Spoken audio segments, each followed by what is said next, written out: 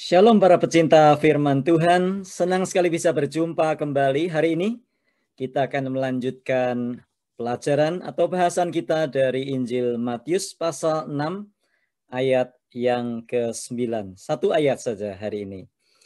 Demikianlah firman Tuhan, karena itu berdoalah demikian. Bapa kami yang di sorga, dikuduskanlah namamu. Kita stop sampai di sini. Besok kita lanjutkan dengan kalimat selanjutnya. Mengapa? Karena bahasanya cukup panjang.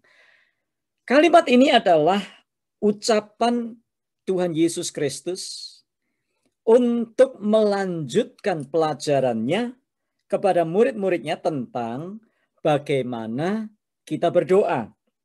Sebagaimana kita sudah bahas kemarin, Matius 6 ayat 58, mengajarkan kita supaya jangan berdoa seperti orang munafik.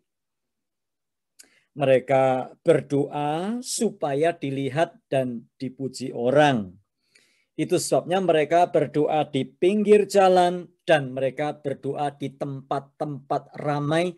Tujuannya untuk show off. Tujuannya supaya dilihat orang. Dan tujuannya supaya dia terlihat sebagai orang yang suka berdoa. Tetapi Yesus berkata, mereka adalah orang-orang munafik, hipokrites. Kemarin sudah saya jelaskan, orang-orang yang hanya memakai topeng. Juga dijelaskan dari ayat 5 sampai 8 bahwa jangan kita berdoa bertele-tele dengan kata-kata yang diulang-ulang, kata-kata yang panjang-panjang, dengan maksud supaya didengar dan dikabulkan. Jadi jangan pernah berpikir semakin doa itu panjang, semakin dikabulkan. Juga jangan berdoa seperti orang yang tidak mengenal Allah.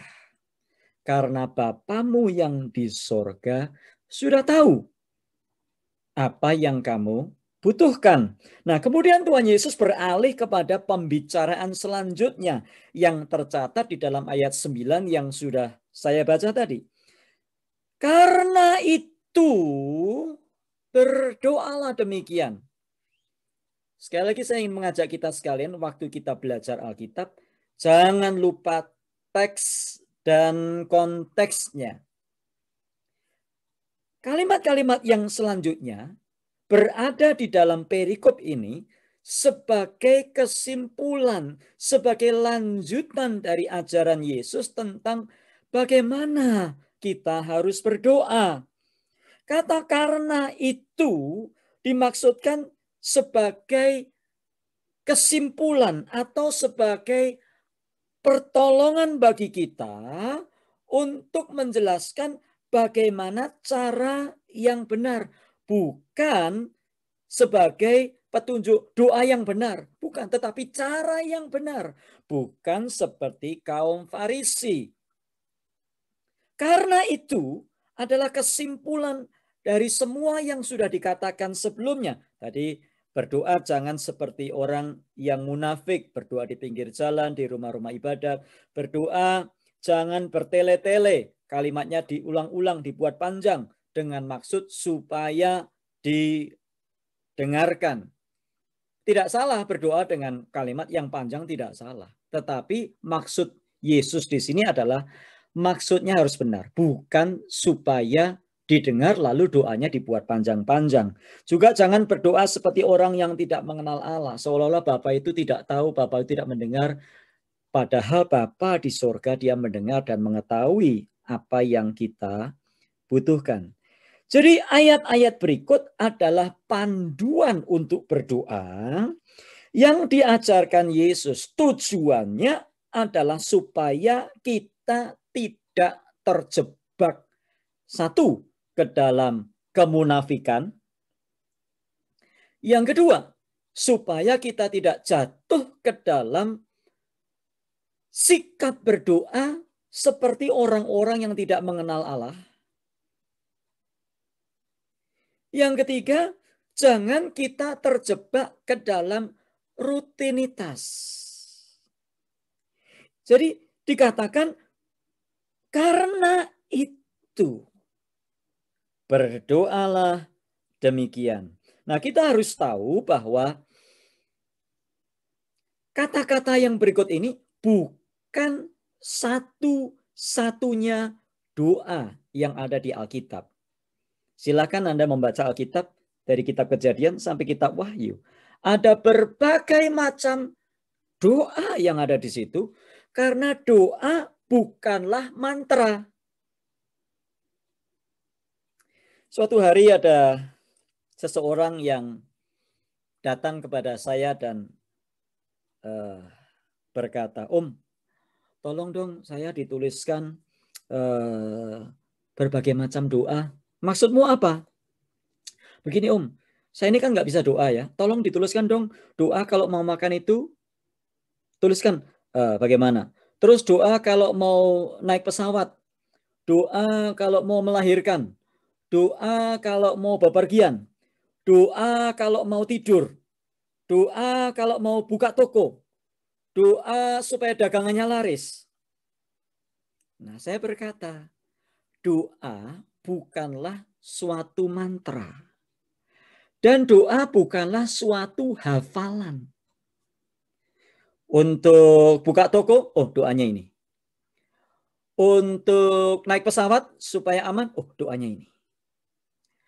Untuk supaya tidak kena virus corona, oh doanya ini. Sehingga beredar di WhatsApp grup dan di mana-mana, ucapkan doa ini, maka Anda tidak akan kena virus corona. Ucapkan doa ini, maka Anda akan selamat di dalam perjalanan. Doa menurut Alkitab yang diajarkan Tuhan adalah DOA. D, dialog. O, orang percaya. A, Allah. Doa adalah dialog orang percaya dengan Allah. Doa bukan jimat. Untuk makan doanya ini, untuk melahirkan doanya harus sama. Kalau nggak sama nanti melahirkannya tidak lancar. Ya, bayinya terjerat usus. Bukan seperti itu. Doa adalah dialog permohonan kita kepada Tuhan, penyembahan kita kepada Tuhan. Itu sebabnya dikatakan Bapa kami yang di dalam sorga. Yesus tidak selalu mengulang doa Bapa kami. Kalau memang doa Bapa kami itu adalah sesuatu yang diulang-ulang. Saya yakin Yesus mengajarkannya untuk berulang-ulang. Dan setiap kali Yesus berdoa, dia akan berdoa berulang dengan doa Bapa kami. Nyatanya tidak demikian. Silakan baca Alkitab. Buka Yohanes pasal 17. Ada doa Yesus di situ. Silakan buka Matius 26. Ada doa Yesus di Taman Getsemani. Atau silakan buka di dalam surat-surat kepada jemaat-jemaat, surat-surat umum. Alkitab mengajarkan tidak ada doa Bapa kami diulang-ulang dan sepertinya itu menjadi satu mantra. Sehingga kalau kita tidak berdoa Bapa kami, kita merasa ada sesuatu yang salah. Doa-doa Rasul Paulus, Efesus pasal 2, pasal 3, pasal 4, sangat-sangat jelas. Ada doa yang luar biasa yang disampaikan di situ. Nah, doa Bapa kami lebih merupakan suatu pola. Bagaimana kita berdoa? Makanya dikatakan, karena itu, kata Yesus, berdoalah demikian. Bapa kami yang di surga. Yesus Kristus mengajarkan arah doa yang jelas. Bapa kami yang di surga. Tidak ada perantara, tidak ada broker yang karenanya kita harus berdoa. Tetapi Alkitab mengajarkan langsung Bapa kami yang di surga. Nah, bagi orang Kristen, Tuhan Allah adalah Bapa kita dan berkali-kali ditekankan di dalam Alkitab.